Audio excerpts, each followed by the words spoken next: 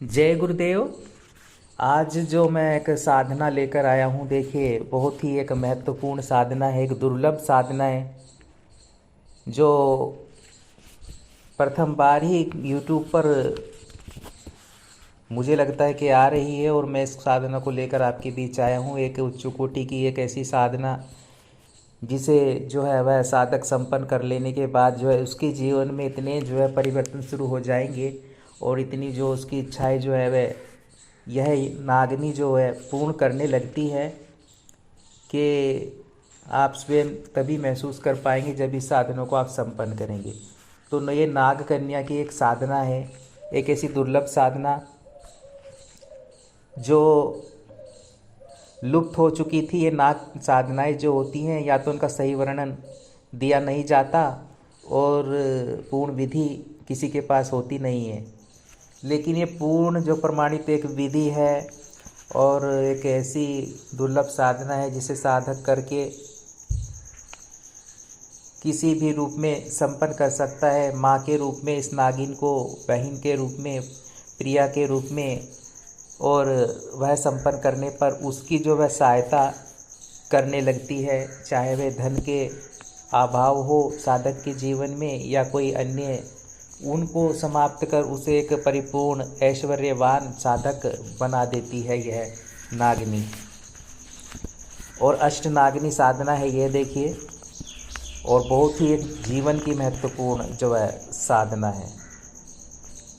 नाग जाति में जो है पहले वह साधिकाएँ होती थी जो नाग कन्याएँ होती थी। नाग कन्या बनने के पश्चात वह, देखिए, उनमें ये क्षमता होती थी कि वह किसी भी स्वरूप को धारण कर ले, किसी भी रूप को धारण कर सकती थी। किसी भी, चाहे तो वह नाग के रूप को धारण कर ले, एक नागिन के रूप में आ जाए, या फिर एक सुंदर स्त्री के रूप में, तो इनमें क्षमता होती है। और कई अन्य जो है वह शक्तियों की स्वामिनी एक तरह से होती हैं ये नाग कन्याएँ, और विलक्षण शक्तियाँ होती हैं इनमें। और जब इनकी कोई साधक साधना संपन्न कर लेता है तो उसको भी ये वह ज्ञान प्रदान कर देती हैं, वह कार्य संपन्न कर देती हैं। जो ऐसे ऐसे असंभव से कार्य होते हैं वह साधक को वह जीवन में उसके जो है वह सभी प्रकार से एक तरह से पूर्णता प्रदान कर देती है साधक को। तो ऐसी विलक्षण साधना आप करिए और लाभ उठाइए। और मैं साधना विधि आपको थोड़ा बता देता हूँ।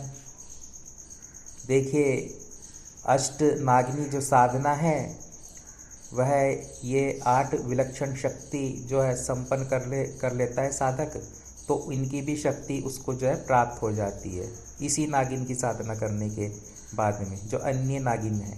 ठीक है, अब इनके नाम क्या हैं देखिए। अनंतमुखी, सांखनी, ठीक है, एक तो ये नागिनी हो गई, और एक वासुकी मुखी, तक्षक मुखी, कर्मोटमुखी, कुलिरमुखी, पद्मनी मुखी, महापद्मनी मुखी। देखिए, अब ये जो नागिन है ना, तो इनकी जो शक्तियाँ होती हैं, अब अगर अष्टयाग नागिनी का मतलब यही है, तात्पर्य इसके साथ में इनकी सिद्धि भी वह साधक प्राप्त कर लेता है। अब मैं थोड़ा सा साधना विधि पर आ जाता हूँ। देखिए, नागिनियों की साधना माँ, बहन तथा पत्नी रूप में की जा सकती है, और साधक जिस रूप में नागिनियों का चिंतन करता है वह उसी रूप में साधक के साथ रहकर उसकी मनोकामना पूर्ति करती रहती हैं।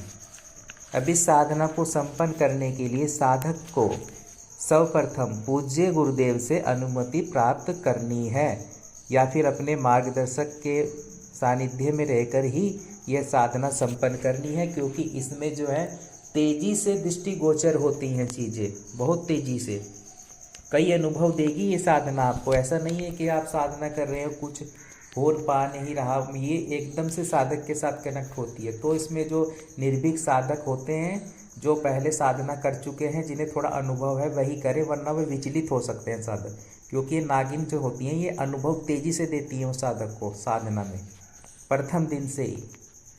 तो एक तरह से जो साधक हों, जो थोड़ा आगे बढ़े हुए हैं उस साधना में, वही इस नागिन साधना को हाथ में ले और संपन्न करें। और जो है वह दिक्कत कुछ नहीं है, मार्गदर्शन में करेंगे तो अच्छे से कर लेंगे, कोई प्रॉब्लम नहीं है। अब देखिए, इस साधना को संपन्न करने के लिए साधक सर्वप्रथम पूज्य गुरुदेव से अनुमति प्राप्त करे और तब बाद में इस साधनों को जो है करे। ठीक है। और देखिए क्या करना है, रविवार को पूर्व दिशा की ओर मुँह करके बैठ जाए साधक।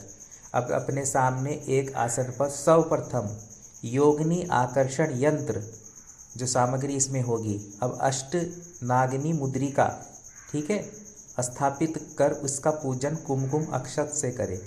इसके पश्चात साधक को नागेश माला, ठीक है, नागेश माला से निम्नलिखित नागिनी मंत्र का नित्य एक माला मंत्र जप करना है आपको। और वह जो महत्वपूर्ण मंत्र रहेगा वह आप सुन लीजिए। ओम हुम हुम शंखनी वायुमुखी हुम हुम। तो ये मंत्र है। मंत्र एक बार फिर से बोल देता हूँ। ओम हुम हुम शंखनी वायुमुखी हुम हुम। तो ये मंत्र है। ठीक है। और जो साधक करना चाहेंगे उनको तो पूर्ण विधि दे ही दी जाएगी, उसमें कोई दिक्कत नहीं होती है। अब देखिए यह 3 दिवसीय साधना है और 3 दिवसीय के पश्चात यंत्र तथा माला को नदी या कुएं में विसर्जित कर दे। ठीक है। और फिर क्या करना है आपको, वह जो मुद्रिका रहेगी उसको धारण कर लेना है। साधना की समाप्ति पर प्रत्यक्ष या अप्रत्यक्ष रूप से नाग कन्या सहायता करती है। 3 माह पश्चात अष्ट योगिनी मुद्रिका को भी किसी नदी या कुएं में विसर्जित कर देना है आपको। अब देखिए यह जो साधना है बहुत ही एक महत्वपूर्ण साधना है। और जो आप सोचते हैं कि ये जो अघोरी रहते हैं, योगी रहते हैं, ये ऐसी ऐसी दुर्लभ जगह रहते हैं जहाँ तो कोई सुख सुविधा होती नहीं है, तो ये कैसे भोजन की व्यवस्था करते, कैसे ये जो वह आराम से रहते हैं ऐसे दुर्गम स्थानों पे। तो वह जो ये नाग जो है कन्याएं रहती हैं ऐसी दुर्लभ साधनाएं संपन्न करके रखते हैं। तो सभी ऐशो आराम, सभी सुख सुविधाएं ये इन्हें प्रदान करती हैं। उस दुर्गम स्थान पर भी जिस चीज़ की भी कामना होती है, चाहे कोई पेय पदार्थ हो, चाहे कोई भोजन, चाहे कोई अच्छी से अच्छी खाने की वस्तु, खाद्य वस्तु या कुछ भी सुख सुविधा, वह उन्हें प्रदान करती है ये नाग कन्याएं। तो नाग कन्याएं बहुत ही महत्वपूर्ण साधना है। और साधक को जो है उसमें एक आकर्षण प्रबल हो जाएगा जब वह नाग कन्या जैसी जो साधना संपन्न करता है। इनमें क्यों सफलता ज़्यादा मिल जाती है, बहुत तेज़ी से क्यों दृष्टिगोचर होने लगती है इनमें जब साधक संपन्न करता है साधनाएं, वह इसलिए होता है क्योंकि जो वह नाग जाति, नाग कन्याएं जो होती हैं वह जो है वह ऐसी जगह रहती हैं जैसे हिमालय में कई दुर्गम स्थान होते हैं, तो वहाँ पर इनका वास होता है, पृथ्वी लोक में ही वास होता है। और शक्तियाँ होती हैं इनमें असीमित, यानी कि बहुत विलक्षण शक्तियाँ की ये स्वामिनी एक तरह से ये जो है साधिकाएं होती हैं। सभी प्रकार से ये रूपों को अपना बदल सकती हैं। साधक के समक्ष जिस रूप में कामना करता है उस रूप को धारण कर आ सकती हैं। और नाग कन्या इसलिए इनको बोला जाता है कि ये किसी भी जो है रूप धारण कर सकती हैं। एक नाग का भी रूप धारण कर सकती हैं, एक सुंदर स्त्री का भी जो है रूप को अपना जो है बना सकती हैं पल भर में। तो इसलिए कहा गया है कि जब ये साधक इसकी नाग कन्या जैसे अष्ट नागिनी में ये साधना दे रहा हूँ, जब साधक इनकी जो है साधना संपन्न करता है तो इनमें प्रथम दिन से ही उसको तेज अनुभव देने लगती हैं, यानी कि तीक्ष्ण अनुभव देने लगती हैं। अलग अलग रूपों में उसको जो है वह दिखाई देने लगती है साधक को। और देखिए कोई भी शक्ति हो वह तो प्रयास करती है, उसकी परीक्षा तो लेती ही है अपने अपने तरीके से जब वह साधना करता है। जैसे कि कोई अप्सरा है तो वह अपने तरीके से उसकी परीक्षा लेगी साधक की, है ना, ताकि वह साधना उसकी जो है खंडित हो जाए। अगर वो उन परीक्षाओं में पास हो जाता है तो अच्छा है। तो वैसे ही नाग कन्याएं होती हैं। तो आपको सुरक्षा में रह कर के ये साधना जो है संपन्न करनी होगी। बाकी कोई दिक्कत नहीं होती किसी भी साधना में, लेकिन इनकी परीक्षाएं होती हैं। परीक्षाएं होती हैं, अपने अपनी तरीके से शक्तियाँ लेती हैं। तो फिर जब कोई साधक ऐसी साधना संपन्न कर लेता है तो जिस चीज़ की भी उसकी कामना होती है वह तो प्रदान करती है। धन सबसे अधिक महत्वपूर्ण इसके जीवन में जो साधक वह नाग कन्या साधना संपन्न कर लेता है तो धन का अभाव नहीं रहता। ऐश्वर्य उसको पूर्ण रूप से प्रदान करती है अपने साधक को। यह नाग कन्याएं और ऐसी ऐसी इच्छाओं की पूर्ति कर देती हैं जो अप्सराएं भी नहीं कर पाती हैं, क्योंकि उनकी सीमित होती है। लेकिन यहाँ ये स्वभाव में थोड़ा यक्षिणी की तरह रहती है कि यक्षिणी और एक उच्च कोटि की योगिनी तत्व भी होता है, यक्षिणी तत्व भी होता है जो एक नाग कन्या होती है उसमें, और एक भैरवी तत्व भी होता है। और ये जब तीनों ही तत्व मिल जाते हैं किसी ऐसी विलक्षण साधना में तो वो उसकी जो शक्ति होती है वह काफ़ी बढ़ जाती है। तो इसलिए ये एक महत्वपूर्ण साधना बन जाती है। लेकिन देखिए क्या है, दुर्लभ साधनाएं, क्योंकि ऐसी साधनाएं कोई देता नहीं है, और जो देता है यूट्यूब पर वो कोई भी चीज़ें उठा करके आपके सामने डाल देता है जिनमें फिर आपको प्रॉब्लम हो सकती है। लेकिन ये प्रमाणित इसलिए होती है क्योंकि इनमें जो यंत्र और माला दी जाती है, और यंत्र में और विशेषकर जो भी मुद्रिका है इसमें सामग्री है तो वो विशेषकर उसी मंत्रों से अभिमंत्रित करके दी जाती है आपको, ताकि आपको पास केवल वही शक्ति आए, अन्य कोई शक्ति आपके पास ना आए जो उस साधना से संबंधित है, जिसका आप जो है आवाहन कर रहे होते हैं। तो ये किसी भी साधना में बहुत ही ज़्यादा महत्वपूर्ण बात हो जाती है। तो जो साधक कहते हैं, जो तर्क वितर्क भी करते हैं, बहुत से लोग होते हैं, वे तो खैर कोई साधना कर ही नहीं पाते। तर्क वितर्क करने वाले जो होते हैं मेरे को तो साधक भी कहने का उनको तो अच्छा नहीं लगता मुझे। लेकिन जो सही मायनों में साधक हैं, जो कुछ वह प्राप्त करना चाहते हैं, जो क्षमता रखते हैं, जो भय से दूर हुए और जो कुछ प्राप्त करना चाहते हैं। देखिए साधना क्या होती है, ऐसा नहीं होता कोई भी साधना है कि आपको कोई आपका इतना हित हो जाएगा कि आप जो है वह आपको जान से मार देगी या कुछ ऐसा कर देगी। चाहे वह तीक्ष्ण से तीक्ष्ण सकती है, वह केवल आपकी परीक्षा लेती है। भय प्रदान कर सकती हैं साधनाएं आपको, लेकिन आपका कुछ ऐसा हो जाए तो ऐसा नहीं है। और क्या होता है कि अगर आपको ये विशेष ध्यान रखना है कि आप किसके जो है मार्गदर्शन में रह करके साधनाएं संपन्न कर रहे हैं। अगर ऐसे व्यक्ति के संपर्क में रहकर आप साधना संपन्न कर रहे हैं जो आपको प्रमाणित विधि दे, पूर्ण विधि दे, और उस शक्ति के बारे में पूर्ण तरह से बता दे, पूरी तरह से बता दे कि क्या है क्या नहीं है, तो फिर कोई दिक्कत नहीं होती है। इसलिए मैं कहता हूँ कि जब भी आप साधना संपन्न करें तो ऐसे ही मत करें, उसको समझ लें, जान लें उसके विषय में अच्छी तरह से, और उस व्यक्ति विशेष के मार्गदर्शन में रहकर साधना संपन्न करें। कोई दिक्कत बाधा नहीं आएगी आपके लिए।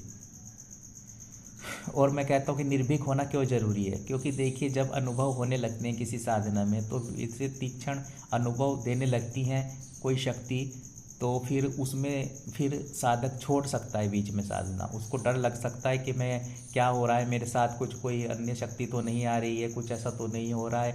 तो फिर कई साधक जो है बीच में छोड़ देते हैं, और बीच में छोड़ देना साधना को तो ये होता है कि साधना खंडित हो जाती है फिर, और फिर जब दोबारा करना भी चाहेंगे तब वो सिद्ध नहीं होगी, क्योंकि वह आपको समझ जाती है वो शक्ति कि आप जो है वो पात्र नहीं है।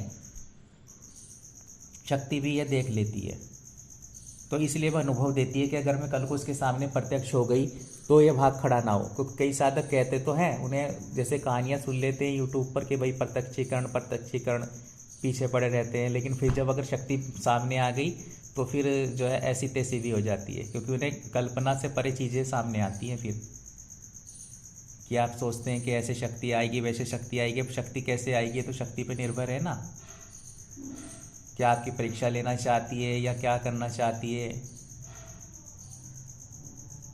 एक अप्सरा कर रहे हैं तो अप्सरा किस रूप में आना चाहती है आपके सामने, हालांकि अप्सरा तो सौम्य रूप में ही आती है, लेकिन जब परीक्षा चलती है वो परीक्षा में उसमें पास होना होता है जो साधना काल में चलती है। वही एक चीज़ होती है शक्तियों के हाथ में जहाँ वे साधक की परीक्षा ले सकते हैं, जहाँ वे साधक को परख सकती हैं कि क्षमता कितनी है। उसके बाद नहीं होता उनके हाथ में, उसके बाद में तो वे वचनों में आ जाती हैं, बंधन में आ जाती है। फिर जैसे साधक चलाता है वैसे वे शक्तियाँ जो है चलती हैं और कार्य करती हैं साधक के, चाहे वे बड़ी से बड़ी शक्ति है, चाहे वे वीर वेताल है, चाहे वे महाकाली है, चाहे वे कोई भी शक्ति है, ठीक है, छोटी है बड़ी है। तो उन परीक्षाओं में आपको पास होना है। और फिर जो है ऐसी विलक्षण साधनाएं जो मैं दे रहा हूँ, ऐसी तीक्ष्ण जो अनुभव देती हैं ये नाग कन्या, जो कहते हैं कि गुरुजी कुछ अनुभव प्राप्त नहीं हो रहा, कुछ ये नहीं हो रहा, और हालांकि उनके साथ शक्तियाँ तो जुड़ ही जाती हैं, वो तो एक विशेष टाइम पर प्रत्यक्ष होती हैं, लेकिन कुछ ये साधनाएं हैं जो वही साधक करें। मैं ये कहना चाहता हूँ कि ये जो नाग कन्या की साधनाएं प्रथम दिन से ही आपको इतनी तेज़ी से इसमें अनुभव देने लगेगी कि आप फिर जो है वह छोड़े ना इस साधना को। वरना जो साधक हैं उसे जानकारी के तौर पर भी ले सकते हैं, और जो साधक सही मायनों में साधक हैं वो आ सकते हैं आगे, जिनको ये नाग कन्या साधना संपन्न करवाई जाएगी और पूर्ण रूप से उसका सहचर्य प्राप्त कर सकते हैं। उसका जो एक साथ एक ऐसी प्रेमिका के रूप में भी प्राप्त कर सकते हैं। उस नाग कन्या को जो पग पग पर साधक को जो है आगे बढ़ा देगी, और धन धान्य की तो कोई कमी रहेगी नहीं कि आप ही कहोगे उसको कि मुझको ये धन नहीं चाहिए, मुझको वो इतना ढेर लगाना शुरू कर देती है साधक जब ऐसी विलक्षण नाग कन्या अष्टनागिनी जैसी साधना जो है वह साधक संपन्न कर लेता है। ठीक है, तो जब भी करें पूर्ण मार्गदर्शन में करें, और जो है आप साधनाओं में जो है सफलता प्राप्त करें, आगे बढ़ें। इसी मनोकामना, इसी जो है मैं प्रार्थना करता हूँ सद्गुरुदेव निखिल के चरणों में आपसे आज्ञा लेता हूँ। तो जय गुरुदेव, जय निखिलेश बंदी महाराज।